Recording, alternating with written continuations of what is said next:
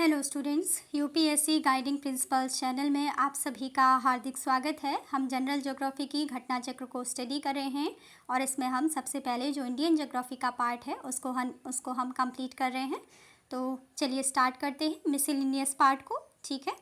In 1850, experimental electric telegraph started for the first time in India between Calcutta, Kolkata and Diamond Harbour. In early 1881, Oriental Telephone Company Limited of England opened telephone exchange at Calcutta, Kolkata, Bombay, Mumbai, Madras, Chennai and Ahmedabad. The Indian Postal Department started the Speed Post Service on 1st August 1986. This service provides time-bound and express delivery of letters and parcels between specified stations in India.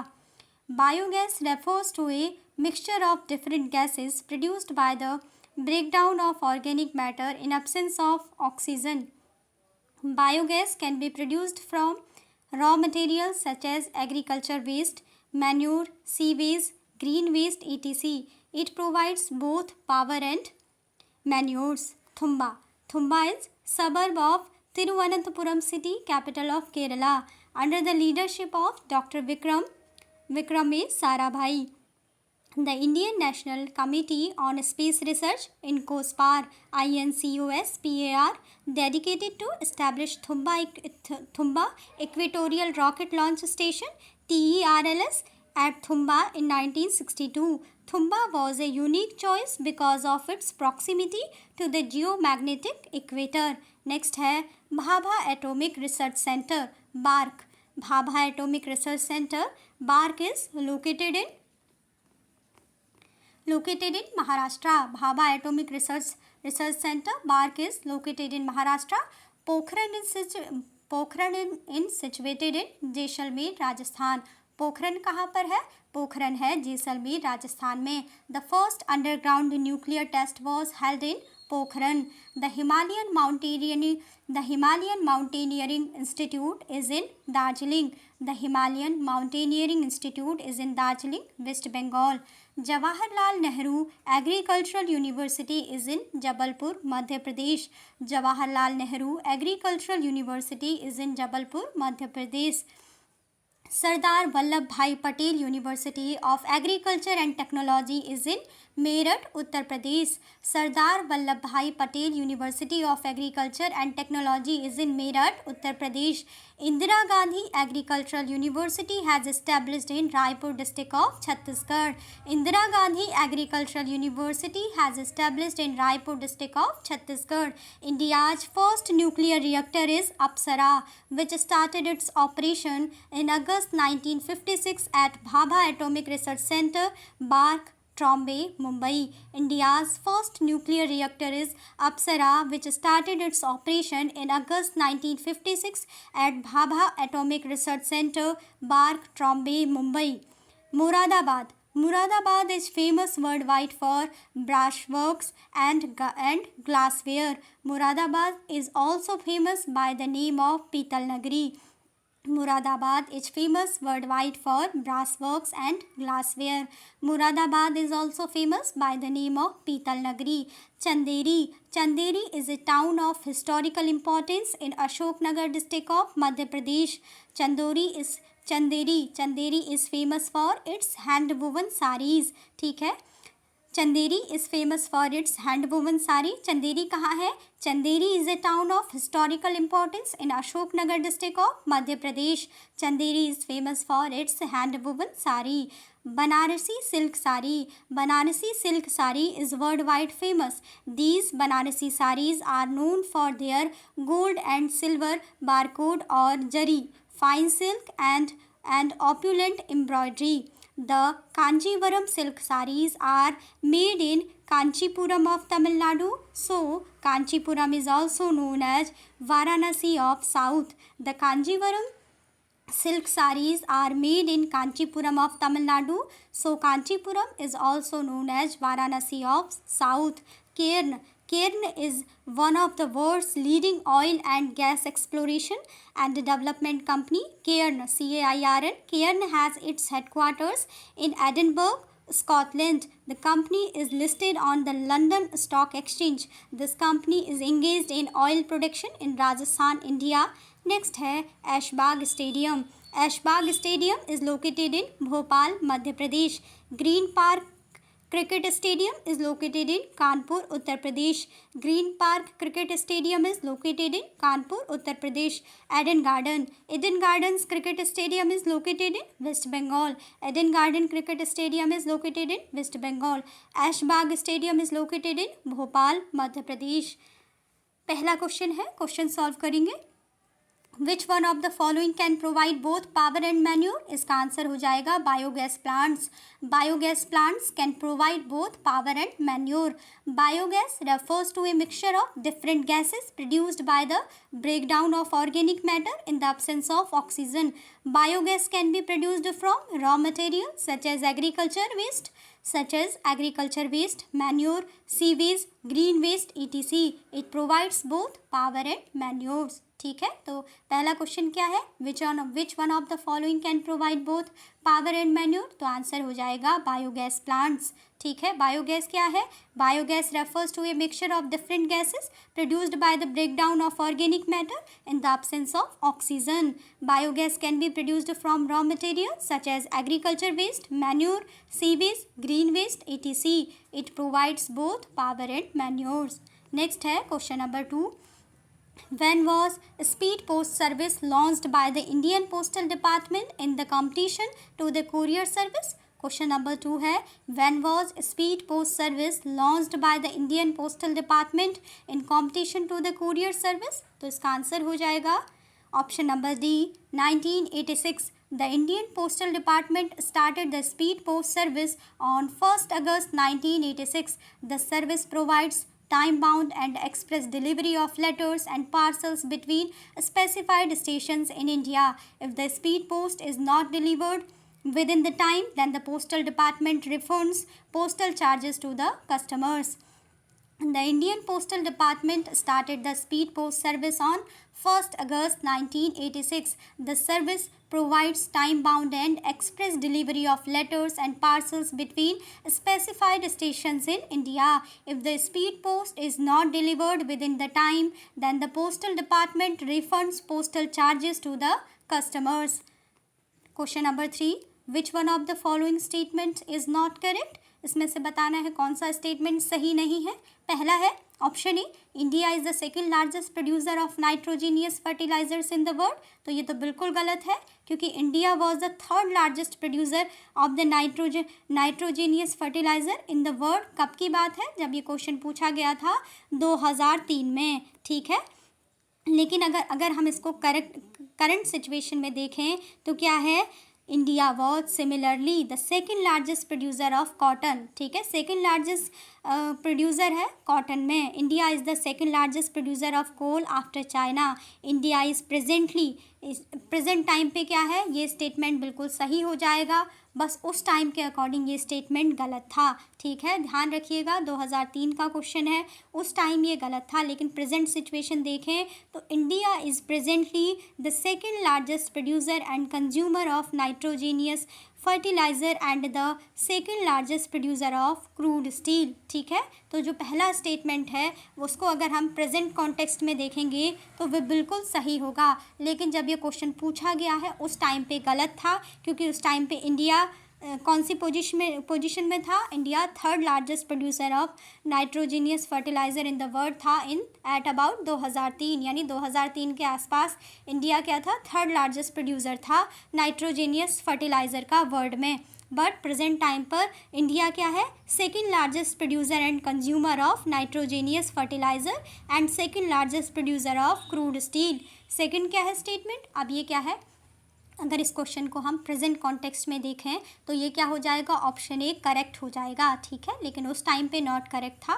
तो second statement क्या है, India is the 9th largest steel producing country in the world. इसको हम present में देखें तो क्या हो जाएगा, गलत हो जाएगा, क्योंकि इंडिया प्रेजेंट में इसमें भी क्या है, second largest producer of crude steel है. ठीक है, स्टील में क्या है, क्रूड स्टील के प्रोडक्शन में इंडिया सेकेंड लार्जेस्ट है वर्ल्ड में. तो सेकेंड स्टेटमेंट गलत हो जाएगा. ठीक है, प्रेजेंट कॉन्टेक्स्ट में बी रॉन्ग हो जाएगा। नेक्स्ट है, India is the second largest producer of silk in the world, India ranks third in the world in the coal production. तो अगर हम कोल प्रोडक्शन में देखें तो कोल प्रोडक्शन में इंडिया प्रेजेंट टाइम में सेकेंड लार्जेस्ट प्रोड्यूसर है कोल का आफ्टर चाइना, ठीक है। और अगर हम देखें तो इंडिया क्या है, India was similarly the second largest producer of cotton, ठीक है। कॉटन में भी क्या है, सेकेंड लार्जेस्ट है जब ये पूछा गया था उस टाइम पर। तो अभी क्या हो जाएगा, हम इसका अगर प्रेजेंट कॉन्टेक्स्ट में देखते हैं तो हमें बताना था कि कौन सा स्टेटमेंट सही नहीं है।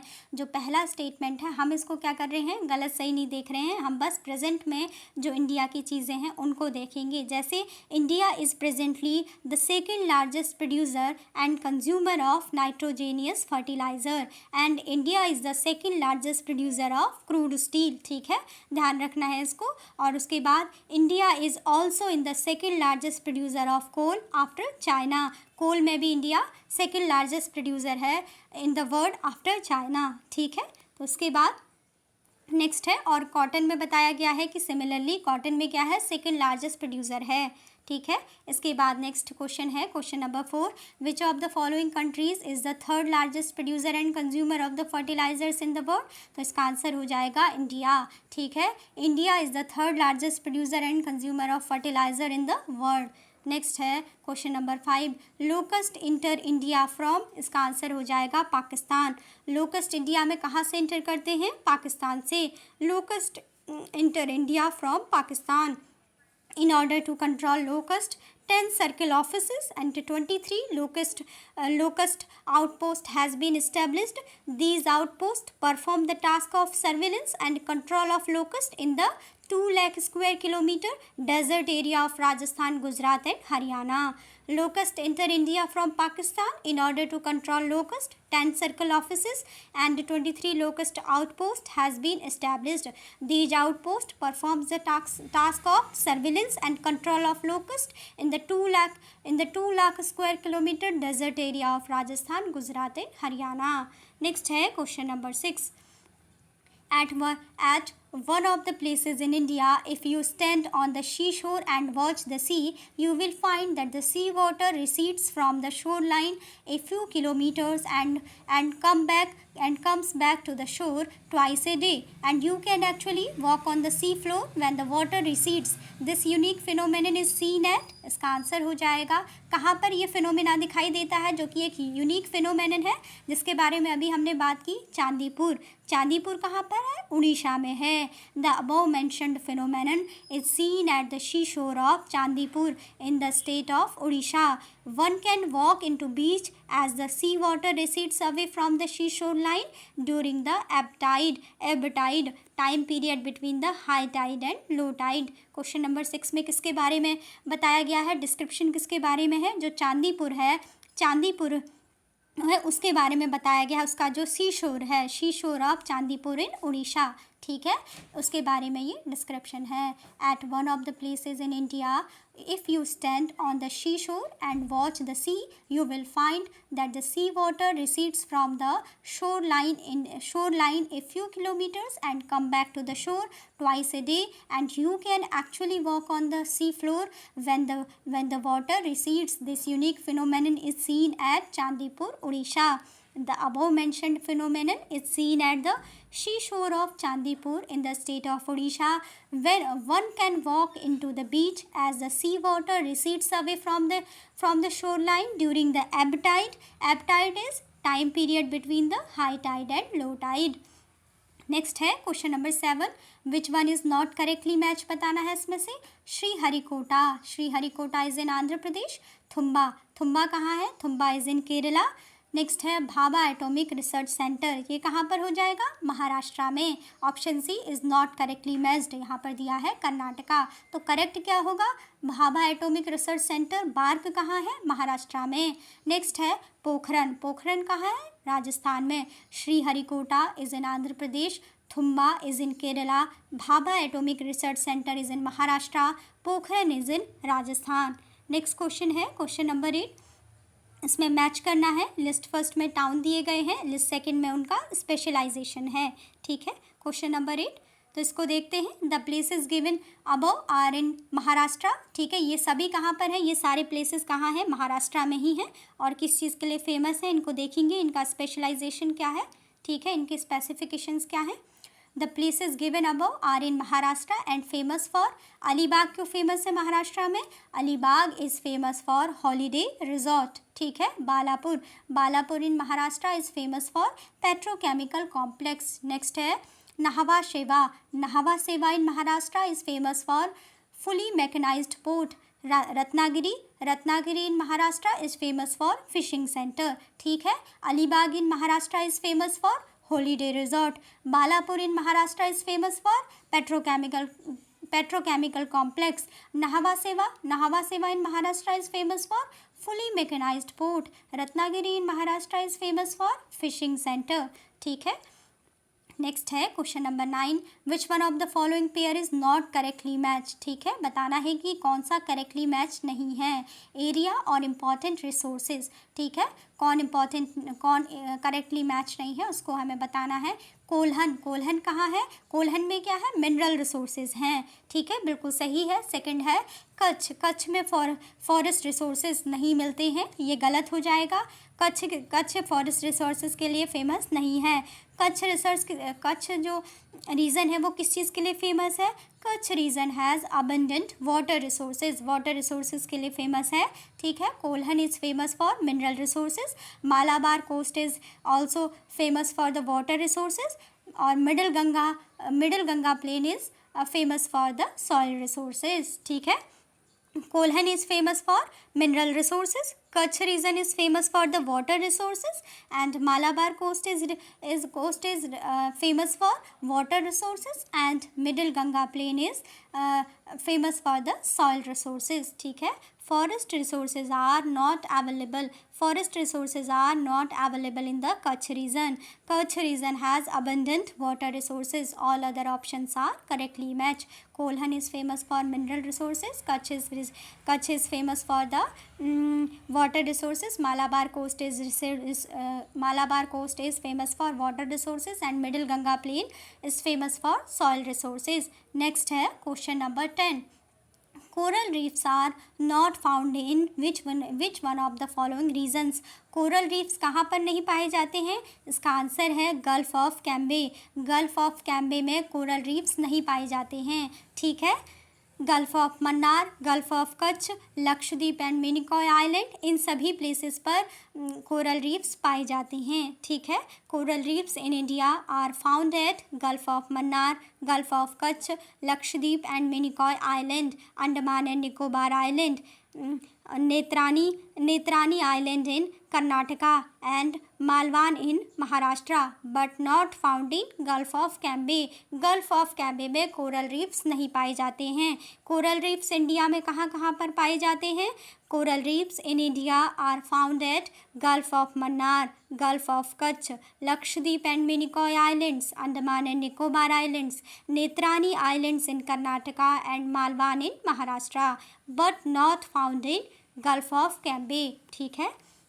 नेक्स्ट है question number 11, which one of the following is the most important reason for the establishment of the Vikram Sarabhai centre at Thumba.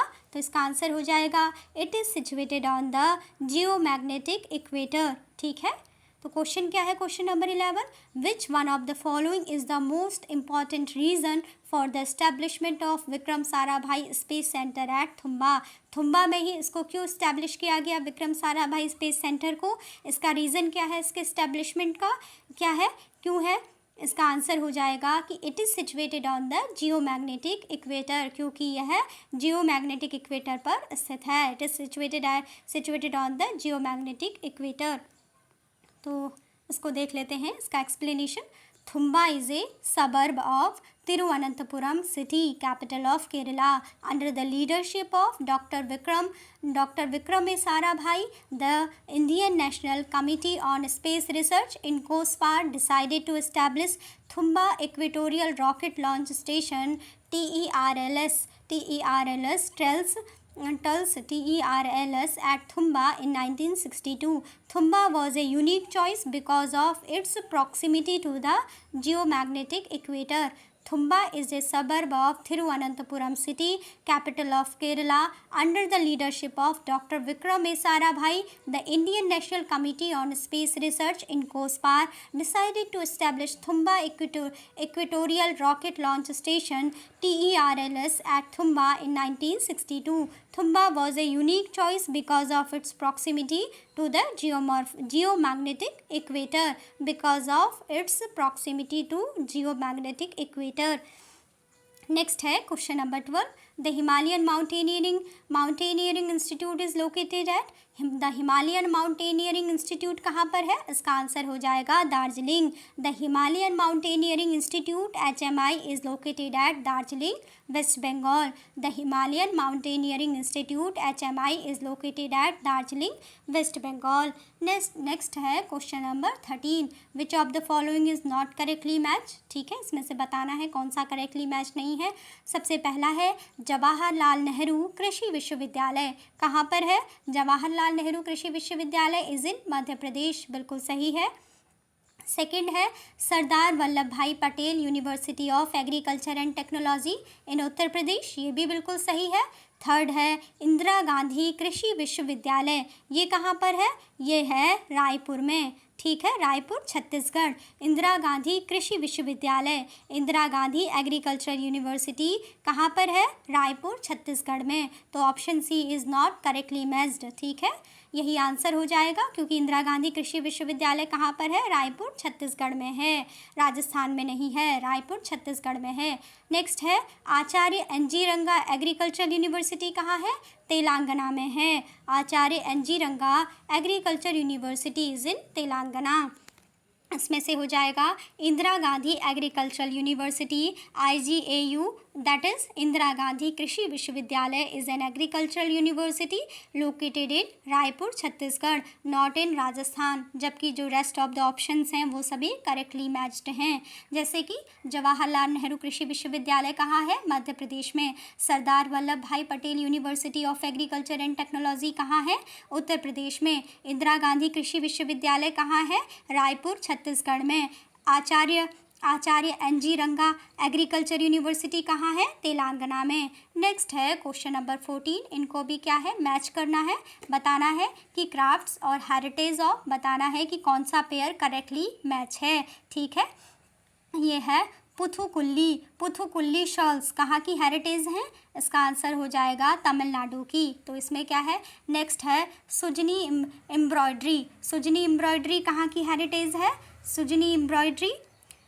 Sujani जो एम्ब्रॉयडरी है वो फेमस है बिहार की. ठीक है, जो सुजनी एम्ब्रॉयडरी है कि ये क्या है? बिहार से ऑरिजिनेट हुई है. और जो उपद्दा जमदानी साड़ी जो है वो कहाँ से है? वो है आंध्र प्रदेश से रिलेटेड है. ठीक है, तो सबसे पहले जो है Puthukkuli shawls are made by the Todas of Nilgiri hills in Tamil Nadu, locally called Pugur meaning flower. Sujani जो क्या है? Sujani is a form of embroidery originating from of Bhusura village of Bihar. उपादा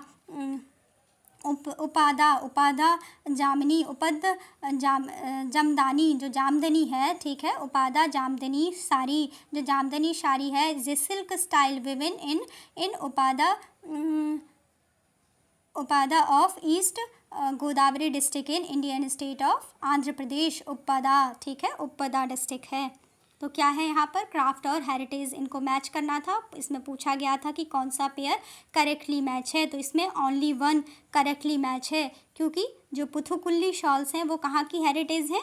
Tamil Nadu की हेरिटेज हैं. जबकि जो सुजनी एम्ब्रॉयडरी है वो कहाँ की फेमस है? सुजनी एम्ब्रॉयडरी रिलेटेड है बिहार स्टेट की. और जो उपद्दा जमदानी साड़ी है वो कहाँ से रिलेटेड है? आंध्र प्रदेश से रिलेटेड है. ठीक है, इसीलिए ओनली वन करेक्ट होगा. Puthukkuli shawls are made by Todas of Nilgiri hills in Tamil Nadu. Puthukkuli shawls are made by the Todas of Nilgiri hills in Tamil Nadu, locally called Pugur meaning flower. इसके बाद जो सुजनी की बात की हमने, सुजनी एम्ब्रॉयडरी कहाँ की है? बिहार की है. Sujni is a form of embroidery originating from the Bhusura village of Bihar. Sujni is a form of embroidery originating from the Bhusura village of Bihar. Next है उपपदा विलेज, ठीक है, उपपदा विलेज जो है, उपपदा विलेज जो कि क्या है, जमदानी साड़ी है। Uppada Jamdani sari is a silk styles woven in Uppada of East Godavari district in Indian state of Andhra Pradesh. जो जमदानी साड़ी है वो कहाँ से रिलेटेड है, आंध्र प्रदेश रीजन्स की हेरिटेज हैं, ठीक है। इसमें 3 चीज़ें पूछी गई थी। सबसे पहले पुथुकुली शॉल कहाँ की हेरिटेज है, Puthukkuli shawls are the heritage of Tamil Nadu, जो कि करेक्टली मैच था। और सुजनी एम्ब्रॉयडरी कहाँ से ओरिजिनेट हुई है, बिहार की हेरिटेज है। भूसुरा विलेज ऑफ बिहार की ये क्या है, हेरिटेज है, सुजनी एम्ब्रॉयडरी। और नेक्स्ट था जमदानी साड़ी कहाँ की हेरिटेज है, आंध्र प्रदेश की गोदावरी डिस्ट्रिक्ट, जो कि क्या है, Uppada of East Godavari district in the Indian state of Andhra Pradesh की हेरिटेज है जमदानी साड़ी। तो इसमें ओनली 1 क्या था, करेक्टली मैच था, ठीक है। नेक्स्ट है question number 15, the headquarters of Cairn Energy is in, ठीक है, तो इसका आंसर हो जाएगा Scotland. The Cairn is one of the world's leading oil and gas exploration and development company. Cairn has its headquarters in Edinburgh, Scotland. The company is listed on the London Stock Exchange. This Cairn company is engaged in oil production in Rajasthan, India. The headquarters of Cairn Energy is in, कहाँ पर है Cairn Energy का headquarter, Scotland में। Cairn is one of the world's leading oil and gas exploration and development company. Cairn has its headquarter in Edinburgh, Scotland. ठीक है, the company is listed on the London Stock Exchange. Cairn company is engaged in oil production in Rajasthan, India. Next question है question number 16, given below are 2 statements, one is labelled as assertion and the other as the reason R, ठीक है। इसमें बताना है कि कौन सा statement सही है, ठीक है, और अगर सही है तो उसके बाद बताना है कि क्या आर असर्शन को करेक्टली एक्सप्लेन करता है या नहीं। तो पहले असर्शन पढ़ते हैं हम। Indian Ocean has become the military basis of many big powers, तो ये बिल्कुल सही है। Indian Ocean has become the military basis of many big powers, assertion is right, ठीक है, करेक्ट है। Reason R, there is strong geopolitical benefits in the Indian ocean and adjacent countries, तो reason R जो है statement wise भी बिल्कुल सही है कि इंडियन ओशियन में स्ट्रॉन्ग जियोपॉलिटिकल बेनिफिट्स हैं in Indian ocean and adjacent countries, ठीक है। तो क्या हो जाएगा, both A and R are true but R is the not correct explanation of A. Both A and R are true but R is not the correct explanation of A. Assertion A और reason R दोनों ही सही हैं, but reason R assertion A को correctly explain नहीं करता है। Assertion A क्या है, Indian Ocean has become the military basis of many big powers. Reason क्या है, R, there is a strong geopolitical benefits in Indian ocean and adjacent countries. तो इसका आंसर क्या होगा, option B, both A and R are true but R is not the correct explanation of A. Assertion A, Indian Ocean has become the military base of many big powers like USA, China, UK, etc. is correct. Reason are, there is a strong geopolitical benefit in the Indian Ocean and adjacent countries is also correct.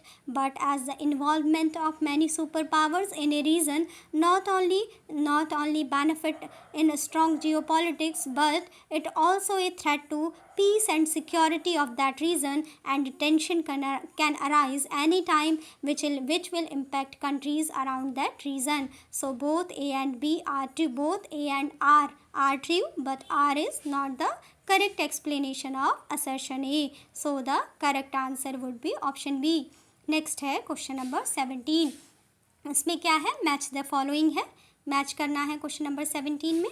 तो सबसे पहले हो जाएगा रामेश्वरम कहाँ है, रामेश्वरम है Madurai district of Tamil Nadu state में। द्वारका कहाँ है, Dwarka is situated in Gujarat. Sarnath कहाँ है, Sarnath is situated in Varanasi district of Uttar Pradesh. Mahakal temple कहाँ है? Mahakal temple is situated in Ujjain district of Madhya Pradesh. तो इन्हीं प्लेसेस को मैच करना था। तो सबसे पहले रामेश्वरम का मैच हो जाएगा, कहाँ पर है? तमिलनाडु में। द्वारका कहाँ है? Dwarka is in Gujarat. सारनाथ कहाँ है? Sarnath is in Uttar Pradesh. Mahakal temple कहाँ है? Mahakal temple is in Ujjain in Madhya Pradesh. ठीक है, तो इसका हो जाएगा करेक्ट ऑप्शन ए का 2। ठीक है, जैसा कि हमने देखा रामेश्वरम तमिलनाडु में, ए का 2। द्वारका, बी का क्या है? बी का 3। ठीक है, Dwarka is in Gujarat, B का 3। सारनाथ इज़ इन उत्तर प्रदेश, सी का 1। ठीक है, एंड डी का 4। Mahakal temple is in Madhya Pradesh. ठीक है, तो option A is correct answer. Rameswaram is situated in Madurai district of Tamil Nadu. Dwarka is situated in Gujarat. Sarnath is situated in Varanasi district of Uttar Pradesh. Mahakal temple is situated in Ujjain district of Madhya Pradesh. ठीक है, next है क्वेश्चन नंबर 18 में भी match the following. सबसे पहले है ऐशबाग स्टेडियम कहाँ पर है? भोपाल मध्य प्रदेश में। और बारबोरनी स्टेडियम कहाँ है? ब्रैबोरनी स्टेडियम है मुंबई में। ग्रीन पार्क स्टेडियम कहाँ है? कानपुर में। एडन गार्डन्स कहाँ है? कोलकाता में। Aishbagh stadium is in Bhopal. ठीक है, Brabourne stadium is in Mumbai. Green Park is in Kanpur. Eden Gardens is in Kolkata. ध्यान रखिएगा, ऐशबाग स्टेडियम कहाँ है? भोपाल में। बारबोरनी स्टेडियम कहाँ है? मुंबई में। ग्रीन पार्क स्टेडियम कहाँ है? कानपुर में। एडन गार्डन्स स्टेडियम कहाँ है? कोलकाता में। नेक्स्ट है question number 19। Which of the following is not correctly matched? जो करेक्टली मैच नहीं है उसे बताना है। गोल्ड, कोलार, बिल्कुल सही है, कोलार में माइंस हैं गोल्ड की। कोल, झरिया, ये भी बिल्कुल सही है। Iron ore, Guntur is not famous for iron ore, वेरियास। ठीक है, गुंटूर क्या हो जाएगा? आयरन ओर के लिए फेमस नहीं है, तो यही क्या हो जाएगा? इज़ नॉट करेक्टली मैच हो जाएगा। उसके बाद नेक्स्ट है डायमंड्स, पन्ना, बिल्कुल ठीक हो जाएगा। ठीक है, तो यहाँ पे बताना था कि which of the following is not correctly matched, तो उसका आंसर हो जाएगा iron ore, Guntur is not correctly match. ठीक है, क्योंकि गुंटूर जो है वो आयरन ओर के लिए फेमस नहीं है। गोल्ड, कोलार, बिल्कुल सही है, Kolar mines is famous for gold. Jharia is famous for coal, बिल्कुल सही है। ठीक है, Panna is famous for diamond, but Guntur is not famous for iron ore. Next है question number 20। Match the following, इसमें भी मैच करना है। ठीक है, ये दिए गए हैं प्लेसेस, उसको भी सबसे पहले है Kolkata metro. Kolkata metro is the first underground metro railway in first metro railway in India. Next है Ratnagiri is famous for mangoes. Aligarh is famous for locks and Dehradun is famous for rice. Kolkata metro क्या है? Kolkata metro is the first underground metro railway in India. Ratnagiri क्यों famous है? Ratnagiri is famous for mangoes. Aligarh क्यों famous है? Aligarh is famous for locks, तालों के लिए famous है, अलीगढ़ के ताले बोला जाता है। Dehradun is famous for rice. ठीक है, देहरादून राइस के लिए फेमस है, तो इसको मैच करना था। सबसे पहले है अंडरग्राउंड रेलवे, तो कोलकाता में सबसे पहले फर्स्ट अंडरग्राउंड रेलवे थी। ठीक है, Kolkata metro is the first underground metro railway in India, तो इसका क्या हो जाएगा? इसका हो जाएगा option Calcutta underground railway, Calcutta, A का 2 हो जाएगा। मैंगोज कहाँ के फेमस है? मैंगोज फेमस है रत्नागिरी के, Ratnagiri is famous for mangoes. Aligarh के फेमस है लॉक्स, ताले। Dehradun is famous for rice, तो इसको मैच कर देंगे। इसका ऑप्शन ए करेक्ट हो जाएगा, ए का 2 मीन्स ए क्या है? Underground railway. हमने देखा कोलकाता, ठीक है, Kolkata metro is the India's first underground railway. ठीक है, तो ए का 2 हो जाएगा। मैंगो कहाँ के फेमस है? मैंगो इज़ फेमस ऑफ, कहाँ के फेमस है? रत्नागिरी के, तो रत्नागिरी हो जाएगा इसका आंसर, यानी बी का 1। ठीक है, बी का 1 हो जाएगा, मैंगोज रत्नागिरी। नेक्स्ट है इसके बाद लॉक्स कहाँ के हैं? अलीगढ़ के ताले, सी का 4। राइस कहाँ का फेमस है? राइस देहरादून का, डी का 3 हो जाएगा। ठीक है, तो फिर से एक बार देख लीजिए। Kolkata metro is the first underground metro railway in India. Ratnagiri is famous for mangoes. Aligarh is famous for locks and Dehradun is famous for rice. Next है question number 21, Diamond Harbour and Salt Lake City are situated in, इसका answer है Kolkata. Diamond Harbour and Salt Lake City are situated in Kolkata. Diamond Harbour and Salt Lake City are situated in Kolkata, West Bengal. Next है question number 22, Dindigul. Dindigul is the name of, इसका answer हो जाएगा city in Tamil Nadu. क्या है डिंडीगुल? क्या है? तमिलनाडु की एक सिटी है। Dindigul is a district of Tamil Nadu, ठीक है। Hyder Ali established a modern arsenal in Dindigul with the help of France, ठीक है। Dindigul is a district of Tamil Nadu. Hyder Ali established a modern arsenal in Dindigul with the help of France. Dindigul कहाँ पर है? डिंडीगुल है in the city of Tamil Nadu, ठीक है। Dindigul is the name of city in Tamil Nadu. Dindigul is a district of Tamil Nadu. Hyder Ali established a modern arsenal in Dindigul with the help of France. Next है question number 23, what is the object of green highway policy? इसका क्या उद्देश्य है? Green highway policy का answer है tree plantation, ठीक है। Tree plantation is the object of Green Highway Policy. The government launched its Green Highway Plantation, Transplantation, Beautification and Maintenance Policy 2015.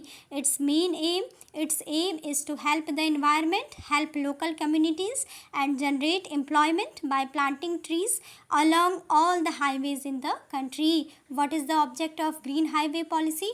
इसका answer है tree plantation. The government launched its Green Highway Plantation, Transplantation, Beautification and Maintenance Policy 2015. Its aim is to help the environment, help local communities and generate employment by planting trees along all the highways in the country. Next है question number 24. Which among the following statements are true about Urja Ganga project? तो इसका answer हो जाएगा, इसमें से बताना है choose the correct answer from the code given below. इसमें से कौन कौन से स्टेटमेंट सही हैं ऊर्जा गंगा प्रोजेक्ट के बारे में? तो पहला स्टेटमेंट है it is a gas pipeline project, ठीक है। पहला स्टेटमेंट बिल्कुल सही है। सेकंड स्टेटमेंट है it was launched in October 2016, तो दूसरा स्टेटमेंट भी बिल्कुल सही है। तीसरा स्टेटमेंट है it runs from Iran to India, तीसरा स्टेटमेंट गलत है। तो हम इसको एक बार पढ़ लेते हैं। इसका करेक्ट आंसर हो जाएगा option B, only 1 and 2 are correct, ठीक है। Prime Minister Narendra Modi has laid the foundation stone of Urja Ganga, the highly ambitious gas pipeline project in Varanasi, Uttar Pradesh on 24 October 2016 under the Ganga Urja project. 2540 km long Jagdishpur, Haldia and Bokaro Dhamra natural gas pipeline will be constructed. After its completion, this project will be capable of providing natural gas to the states of UP, West Bengal, Bihar, Odisha and Jharkhand, ठीक है। Prime Minister Narendra Modi has laid the foundation stone of Urja Ganga, the highly ambitious gas pipeline project in Varanasi, Uttar Pradesh on 24th October 2016. Under this project, 2540 km long Jagdishpur Haldia and Bokaro Dhamra natural gas pipeline will be constructed. After its completion, this project will be capable of providing natural gas to the states of UP, West Bengal, Bihar, Odisha and Jharkhand, ठीक है। तो अब एक बार फिर से question को देख लेते हैं। क्वेश्चन नंबर 24 में क्या पूछा गया है? Which among the following statements are true about Urja Ganga project, ठीक है। तो पहला स्टेटमेंट है it is a gas pipeline project, बिल्कुल सही है, अभी हमने इसको देखा।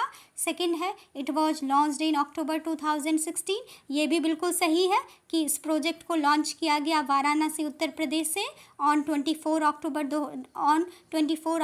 2016 में। थर्ड स्टेटमेंट बिल्कुल गलत है क्योंकि इसमें कहा गया है it runs from Iran to India, जबकि ऐसा कुछ भी नहीं है, ये क्या है इंडिया के अंदर ही है, ठीक है। ये जो प्रोजेक्ट है Urja Ganga project is a 2540 kilometre long Jagdishpur Haldia and Bokaro Dhamra natural gas pipeline will be constructed. ठीक है, तो ये हमारे इंडिया में ही states of UP, West Bengal, Bihar, Orissa और झारखंड को नेचुरल गैस प्रोवाइड कराएगी। ठीक है, तो ये इसके बारे में था। तो पहले दोनों स्टेटमेंट सही हैं, तीसरा स्टेटमेंट गलत है। एक बार फिर से पढ़ लेते हैं ऊर्जा गंगा प्रोजेक्ट को। Prime minister Narendra Modi has laid the foundation stone of Urja Ganga, the highly ambitious gas pipeline project in Varanasi, Uttar Pradesh on 24 October 2016 under the Urja Ganga project. ठीक है, जो ऊर्जा गंगा प्रोजेक्ट है उसके अंडर ये कितनी लंबी है, इसकी लेंथ कितनी है, 2540 kilometre long Jagdishpur Haldia and Bokaro to Dhamra natural gas pipeline will be constructed. After its completion, this project will be capable of providing natural gas to the states of UP, West Bengal, Bihar, Odisha and Jharkhand. ठीक है, next है question number 25। Which one of the following programmes was initiated during the 6th 5-year plan. इसका answer हो जाएगा integrated rural development. During the 6th 5-year plan 1980-85 integrated rural development program was initiated and also national rural employment program NREP, ठीक है, NREP and rural landless employment guarantee programmes RLEGP etc। ठीक है, question number 25 क्या है, which one of the following programmes was initiated during the 6th 5-year plan. तो इसका answer हो जाएगा integrated rural development programme was initiated during the 6th 5-year plan. During the 6th 5-year plan in 1980-85 integrated rural development program was initiated and also national rural employment program NREP and rural landless employment guarantee programs RLEGP etc। Next है question number 26। Which of the following is not used in connection with the saris. ठीक है, Chanderi, Moradabadi, Banarasi and Kanjeevaram. तो कौन साड़ीज से related नहीं है, तो उसका आंसर हो जाएगा मुरादाबादी। जबकि चांदेरी साड़ीज़ फेमस है, बनारसी साड़ीज़ फेमस है, Kanjeevaram is also famous for saris. ठीक है, तो मुरादाबाद जो है वो साड़ीज़ के लिए फेमस नहीं है। Moradabad is famous world wide for brass works and glassware. Muradabad is also famous by the name of Pital Nagari. Thus, Muradabad is not related to saris. Chanderi is a town of historical importance in Ashoknagar district of Madhya Pradesh. Chanderi is famous for its hand woven saris. Banarasi silk sari is worldwide famous. These saris are known for their gold and silver barcode or zari, fine silk and opulent embroidery. The Kanjivaram silk sarees are made in Kanchipuram of Tamil Nadu. The Kanjivaram silk sarees are made in Kanchipuram of Tamil Nadu. So Kanchipuram is also known as Varanasi of South. Next question है question number 27। Which one of the following is not correctly matched। ठीक है, जो not correctly match है उसको बताना है। Doctor Manmohan Singh economics से related है, बिल्कुल सही है। डॉक्टर APJ अब्दुल कलाम एरोनॉटिक्स, बिल्कुल सही है। डॉक्टर DS कोठारी फिजिक्स, बिल्कुल सही है। डॉक्टर MS स्वामीनाथन जियोलॉजी, गलत लिखा है क्योंकि doctor MS Swaminathan is known as the father of green revolution in India. ठीक है, जो कि रिलेटेड है एग्रीकल्चर से। ठीक है, not to geology. Other options are correctly matched. Doctor Manmohan Singh is related with economics. Doctor APJ Abdul Kalam is related with aeronautics. Doctor DS Kothari is related with the physics. Dr. MS Swaminathan is known as father of green revolution, is related to the agriculture field, not to the geology. ठीक है, next है question number 28। Where is the area known as Jangal Mahal situated. इसका answer है West Bengal.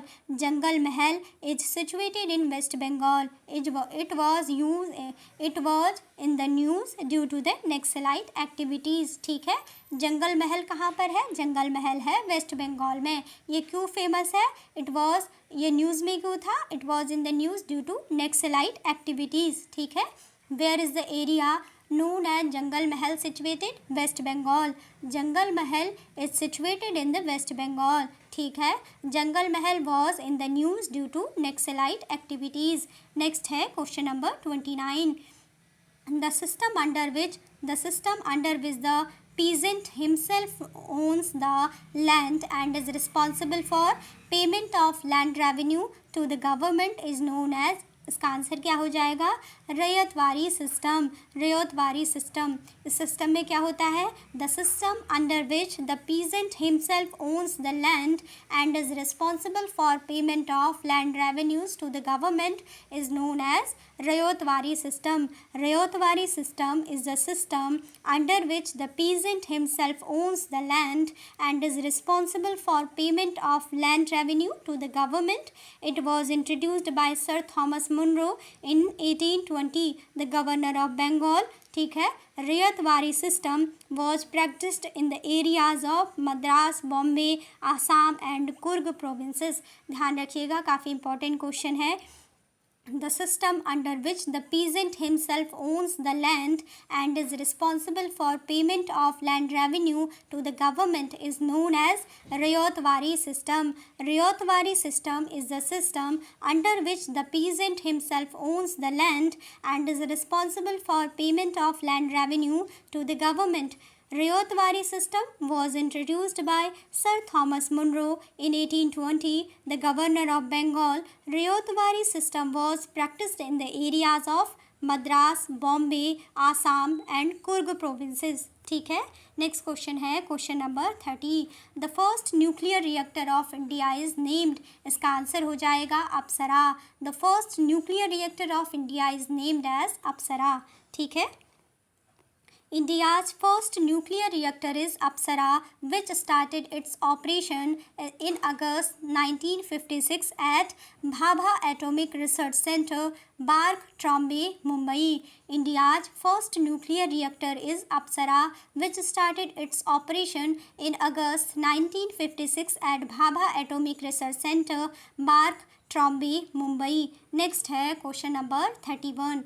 Telephone in India was introduced in, इसका क्या answer होगा, in 1850 experimental electric telegraph started for the first time in India between Calcutta, Kolkata and Diamond Harbour.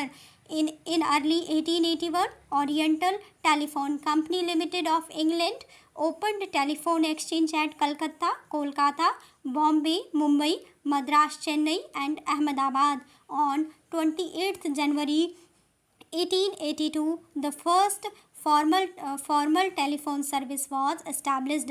Show none of the option seems to be correct. इसमें से कोई भी option सही नहीं है. अगर देखा जाए तो फर्स्ट फॉर्मल टेलीफोन सर्विस कब इस्टेब्लिश की गई, 28 जनवरी 1882 को. ठीक है, on 28 January 1882 the first formal telephone service was established. तो जो यहाँ पर 1882 किसी भी ऑप्शन में नहीं दिया गया है. ठीक है, एक बार फिर से पूरा पढ़ लेते हैं. In 1850 experimental electric telegraph started for first time in India between Calcutta, Kolkata and Diamond Harbour. In early 1881 oriental telephone company limited of England opened telephone exchange at Calcutta, Kolkata, Bombay, Mumbai, Madras, Chennai and Ahmedabad. On 28th January 1882, the first formal telephone service was established. First formal telephone service कब establish हुई, 28th January 1882. और 1882 इसमें से किसी में भी option में नहीं दिया है. ठीक है, नेक्स्ट है question number 32.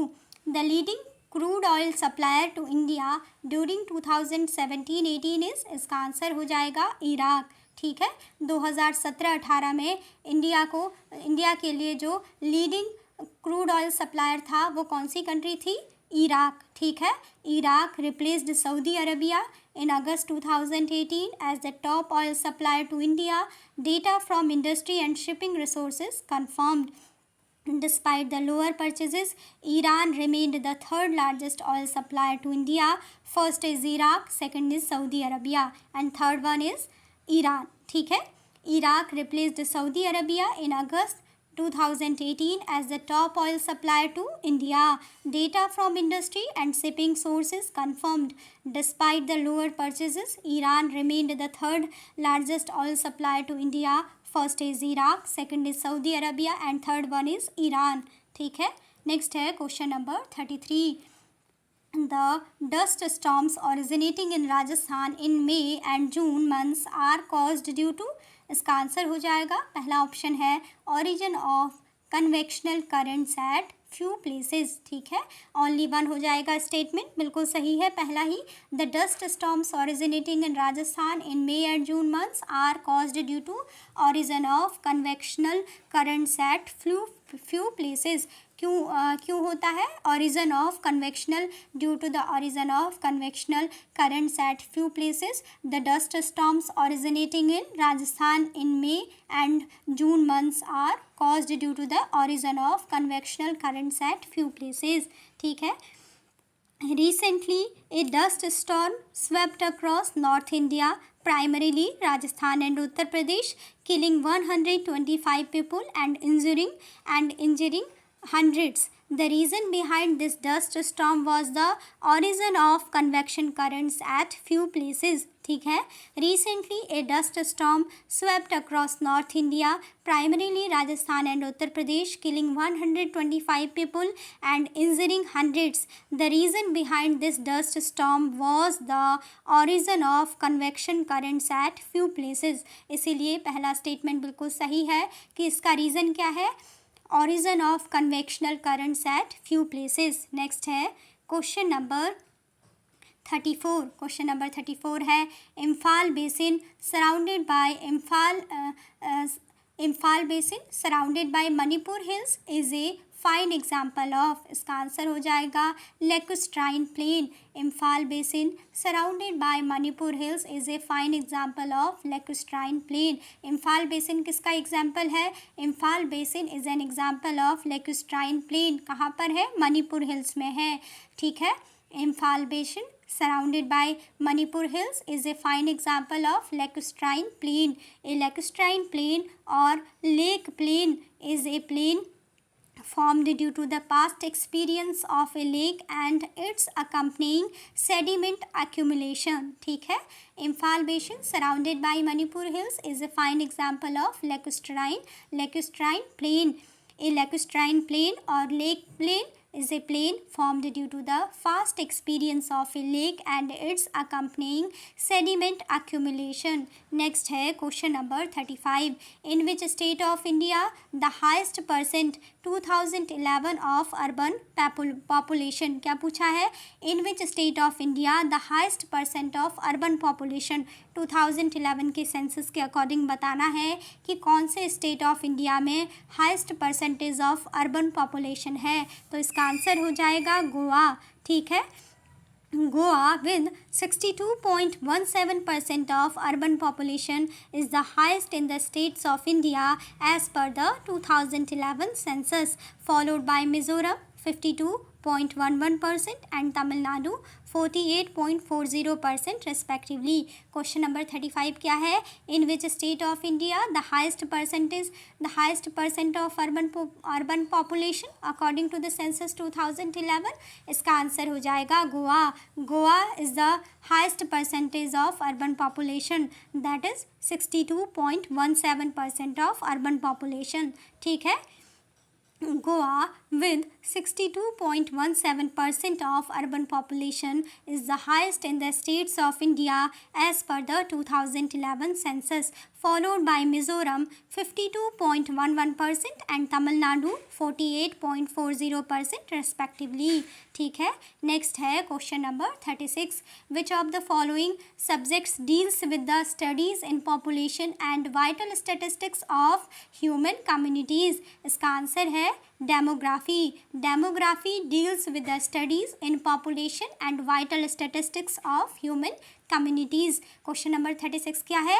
Which of the following subjects deals with the studies in population and vital statistics of human communities? इसका आंसर हो जाएगा demography. Demography deals with the studies in population and vital statistics of human communities. Next है question number 37. The first human fossil was found from which river valley of India? कई बार ये question पूछा जाता है exam में, ठीक है. First human fossil was found from which river valley of India. इसको अलग अलग तरीके से पूछा जाता है. ध्यान रखिएगा कि पहली बार सभ्यता कहाँ पर बनी या पहली बार कहाँ पर हमें जो ह्यूमंस है, जो ह्यूमन सिविलाइजेशन है वो दिखाई देती है. इस तरीके से क्वेश्चन पूछा जाता है. तो इसका आंसर क्या है? Narmada valley. The first human fossil was found in Narmada river valley. Narmada human initially named Narmada man belongs to the category of homo erectus. ठीक है. The first human fossil was found from which river valley of India. इसका answer हो जाएगा Narmada valley. The first human fossil was found in Narmada river valley. Narmada human initially named Narmada man belongs to the category of homo erectus. क्या है question 37? The first human fossil was found from which river valley of India? Narmada valley. The first human fossil was found in Narmada River Valley. Narmada human, initially named Narmada man, belongs to the category of Homo erectus. Next है question number 38. Dandakaranya reason lies in the state of. इसका answer हो जाएगा क्या है? इसमें states दिए गए हैं. दंडकारण्य किसी एक पर्टिकुलर स्टेट में नहीं है, कम से कम 4-5 स्टेट्स में फैला हुआ है. तो इसीलिए क्या होगा? Option E, more than one of the above. ठीक है. Dandakaranya covers about 92,200 square kilometres of land including regions of Telangana, Andhra Pradesh, Chhattisgarh and Orissa states. ठीक है. Dandakaranya covers about 92,200 square kilometres of land including regions of Telangana, Andhra Pradesh, Chhattisgarh and Orissa states. ठीक है. तो स्टूडेंट, यहाँ पर जो हमारा इंडियन ज्योग्राफी का पार्ट है होपफुली कंप्लीट हो चुका है. तो अब हम नेक्स्ट लेक्चर पर अपना जो वर्ल्ड ज्योग्राफी है उसको स्टार्ट करेंगे. तो अभी का लेक्चर यहीं पे कंप्लीट करते हैं और यहाँ पर हमारी इंडियन ज्योग्राफी जो भी घटना चक्र है उसमें कंप्लीट होती है. और थैंक्स फॉर वॉचिंग.